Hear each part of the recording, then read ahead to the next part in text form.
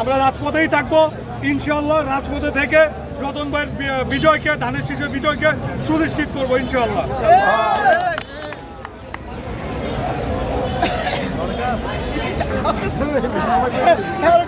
আরেকটুক্ষণ এই যে আমাদের গজারিয়ার মানুষই যে আবার এই ষড়যন্ত্র করতেছে, এই সম্বন্ধে কিছু বলেন। আচ্ছা, আমাদের গজের মানুষের যে ষড়যন্ত্র বলেন, আমি বেসিক্যালি একটা কথা বলি।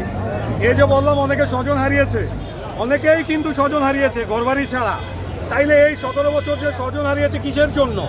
ধানের শীষের জন্য, বিএনপির জন্য।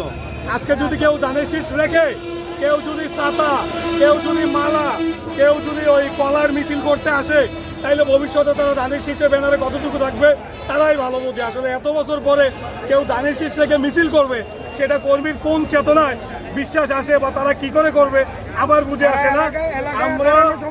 আচ্ছা, আমরা তো মুন্সিগঞ্জে অনেক বছর ধরে থাকো দিয়ে আসছি, কিন্তু আমরা গজাইরা এইবার প্রথম দিছে, তারপরে হেরা এত জলে কেন? আমরা মুন্সিগঞ্জ জেলার 3 আসন, মুন্সিগঞ্জ 3 আসনের যারা আছি আমরা সকলে ভাই, আমরা এটা বিশ্বাস করি।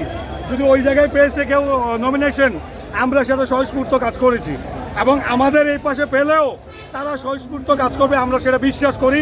আমরা হিংসায় বিশ্বাস করি না, আমরা হিংসা পোষণও করি না।